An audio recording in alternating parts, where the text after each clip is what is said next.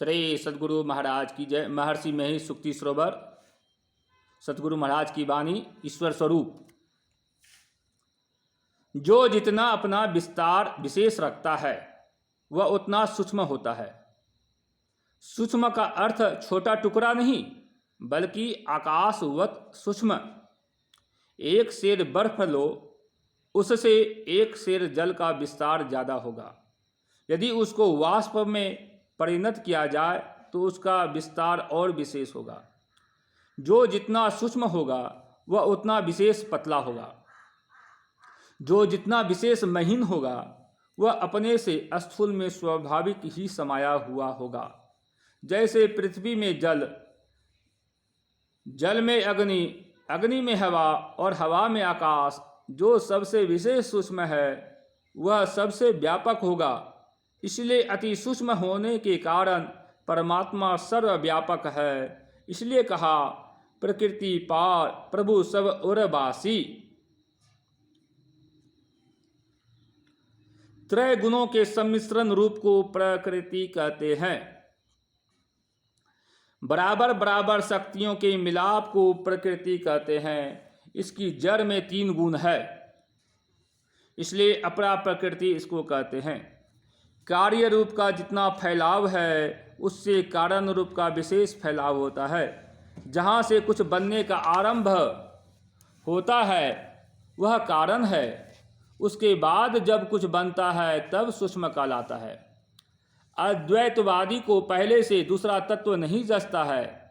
परमात्मा से प्रकृति उपजी हुई है।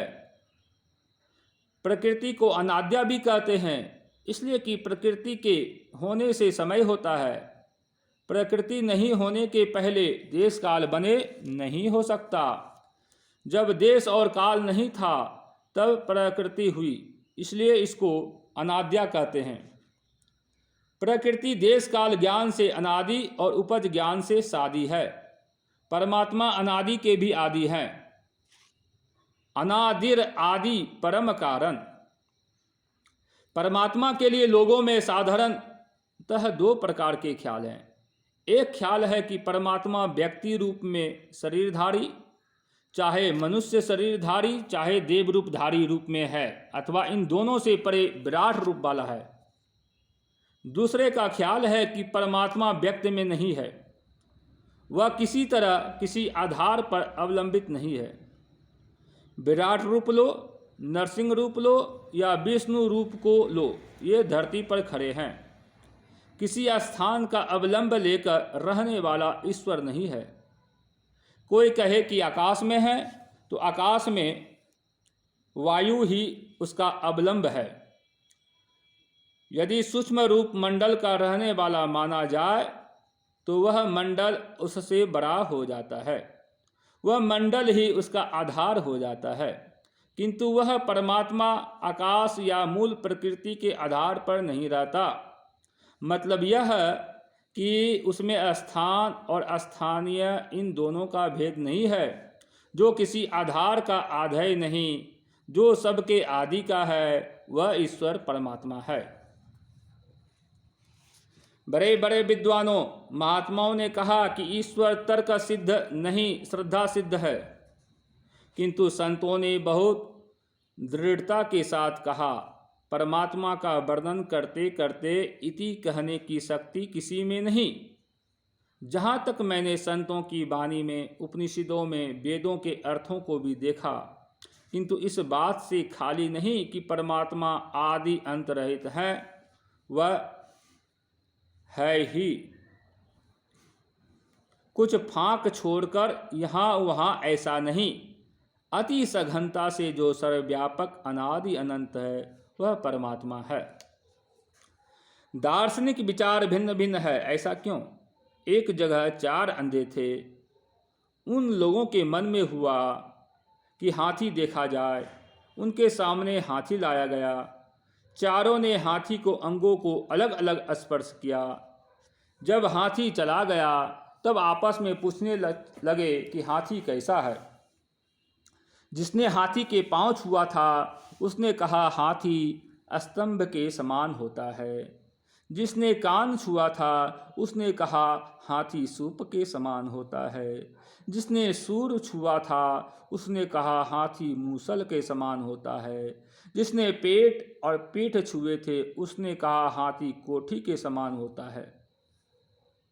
जिस तरह उन अंधों को नयनहीनता के कारण हाथी का सही ज्ञान नहीं हुआ, उसी तरह केवल दार्शनिक विचार में यह अंधापन नहीं छूटता। कोई बड़ा दार्शनिक है किंतु उसकी आंखें खुलती नहीं। यह आंखें कैसे खुलेगी? योग के द्वारा। योग के द्वारा जो परमात्मा से जाकर मिलता है वही ठीक ठीक जानता है। इसलिए योग और ज्ञान दोनों की बड़ी आवश्यकता है। रामचरितमानस के अयोध्या कांड में लिखा है, राम स्वरूप तुम्हार बचन अगोचर बुद्धि पर, अभिगत अकथ अपार नेति नेति निति निगम कह। चिदानंदमय देह तुम्हारी, विगत विकार जान अधिकारी। नर तनु धरहूँ संत सुर काजा, कहूँ करहूँ जस प्राकृत राजा। राम का स्वरूप अर्थात आत्मभाव रूप परमार्थिक सत्ता, उनका चिदानंदमय रूप वैवाहिक सत्ता और उनका नर रूप प्रतिभासिक सत्ता, इन तीनों प्रकारों में राम को जानना चाहिए।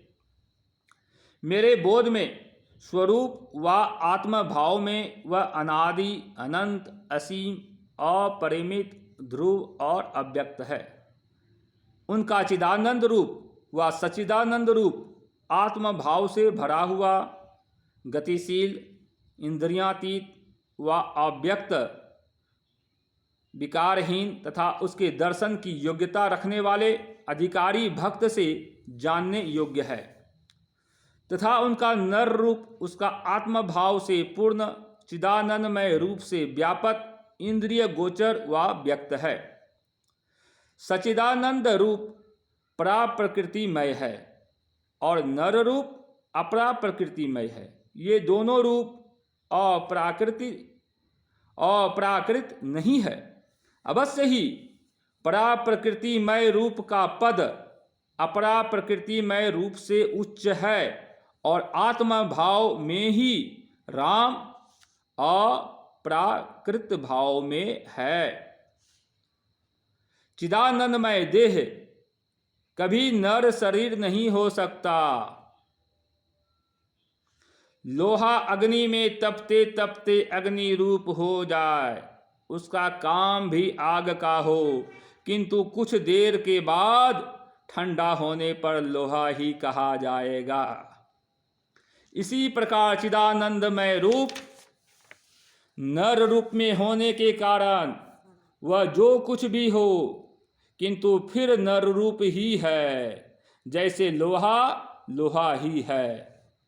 त्रिशूल और फाल के लोहे को अग्नि में देने से दोनों के दो आकार होते हैं, दोनों लाल हो जाते हैं, अग्नि के समान हो जाते हैं, किंतु वे लोहा है। परंतु अग्नि गर्मी का उस प्रकार का कोई रूप नहीं। इसी तरह नर रूप में चिदानंदमय रूप निराकृतिवत, परंतु उसका भी निराकार सा आकार नहीं। लोग कहते हैं कि सूर्य अग्नि का गोला है और वह ठंडा होते होते ठंडा हो जाएगा। हवा और अग्नि जिस जिस रूप में होती है वह उस रूप में कहलाती है और उनसे बाहर भी है। उसी तरह परमात्मा का चिदानंदमय रूप सबके बाहर और सबके भीतर भी है। विद्यते हृदय ग्रंथिस् छिद्यन्ते सर्व संशयाः, क्षीयन्ते चास्य कर्माणि तस्मिन् दृष्टे परावरे। महोपनिषद अर्थात उस परे से परे ब्रह्म को देख लेने पर हृदय की ग्रंथि टूट जाती है, सभी संशय छिन्न हो जाते हैं और सभी कर्म नष्ट हो जाते हैं। कितना ही कोई चमत्कार दिखावे, कितना ही कोई वाक्य जाल रच दे, किंतु मैं नहीं मान सकता कि कोई भी इंद्रिय गम्य रूप चिदानंदमय हो सकता है। सुग्रीव और श्री राम जी ने अग्नि की साक्षी देकर आपस में मित्रता की। श्री सीता जी की खोज करने के लिए सुग्रीव राजमद में डूब गया और लक्ष्मण जी जब वहाँ डराने धमकाने के लिए गए तो सुग्रीव आकर कहने लगा कि माया बस सुर नर मुनि स्वामी, मैं पामर पशु कपि अति कामी। तुलसीदास जी ने इतना ही लिखा और वाल्मीकि रामायण के शब्दों में इसका चित्र खींचा हुआ है। चिदानंदमय रूप का दर्शन हो गया और अति कामी बना ही रहा। यदि कहो कि उसका हृदय दुरुस्त नहीं था तो दर्शन कैसे हुआ? यदि हृदय दुरुस्त नहीं था तो चिदानंदमय रूप के दर्शन से ठीक हो जाना चाहिए था। कबीर साहब की ही भांति सत्य कहना पसंद करता हूँ। जिस सत्य के लिए कबीर साहब ने कहा कि साच कहूँ तो कोई न माने, झूठ कहा नहीं जाई हो। परमात्मा स्वरूप को लोग 3 सत्ताओं में विभक्त करके वर्णन करते हैं, पारमार्थिक, व्यावहारिक और प्रतिभासिक। पारमार्थिक सत्ता सबसे उच्च है। यह न जड़ है न चेतन है, जड़ चेतन से परे है, यह सच्चिदानंद से भी परे है। व्यावहारिक सत्ता सच्चिदानंद पद है, उसको सतलोक कहते हैं। प्रतिभासिक सत्ता को ब्रह्म कहा गया है। यथा रजत सीप महभास जिमी, यथा भानुकर बारी, यद्यपि मृषा तिहु काल सो, भ्रम न सकै को उटारी। ऐसे ही जग हरि आश्रित रही, यद्यपि असत्य देत दुख अहि। रामचरितमानस।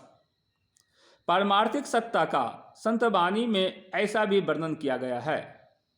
ता पर अकह लोक है भाई, पुरुष अनामी तहाँ रहाई। कबीर शब्दावली। जो पहुँचे जानेगा वही, कहन सुनन से न्यारा है। कबीर साहब, यहाँ तक आपको पहुँचना चाहिए। इंद्रियों के ज्ञान से जो ऊंचा ज्ञान है, मन बुद्धि से भी जो ऊंचा ज्ञान है, मूल प्रकृति का जो ज्ञान है, उससे भी ऊंचा ज्ञान हो। इंद्रियों से परे मन, मन से परे बुद्धि, बुद्धि से परे प्रकृति, प्रकृति से परे पुरुषोत्तम है। इंद्रिय ज्ञान से परे, मन बुद्धि के परे जड़ प्रकृति और सच्चिदानंद पद से भी ऊंचा है। यह परमात्मा स्वरूप है, उसका कोई मिसाल नहीं है। वह देश कालातीत है, देश कालातीत ही माया से परे हैं। प्रकृति के अंदर ही विस्तृतत्व है, लेकिन जो देश कालातीत है वह विस्तृतत्व रहित है। देश काल विस्तृतत्व है, इसलिए देश काल में व्यापक रहने के कारण वह विस्तृतत्व सा मालूम होता है, लेकिन वह विस्तृतत्व नहीं है। जैसे हवा गिलास में रहने से गिलास जैसी है, गिलास टूट गया तो वह उसका रूप नहीं रहता। जो मन बुद्धि से नहीं जाना जाए वह है ईश्वर। हमारे जो दोस्त हैं परमात्मा, वे सबसे बड़े हैं, वे हमारे संग में ही रहते हैं। हमको इंतजार करना, राह देखना कि कब मिलेंगे, यह नहीं रह जाता। जो ईश्वर हैं, जो ईश्वर से बिछुड़े हैं, सत्संग से बिछुड़े हैं, वे दरवाजे दरवाजे भटकते हैं, यानी अनेक स्थान देखते हैं। मथुरा जाओ, द्वारिका जाओ, वृंदावन जाओ, इसमें बाहर ही बाहर भटकते रहते हैं, लेकिन यह नहीं समझते है कि परम हितकारी, परम दोस्त, मित्र, परम प्रभु परमेश्वर उसके अंदर हैं। श्री सद्गुरु महाराज की जय।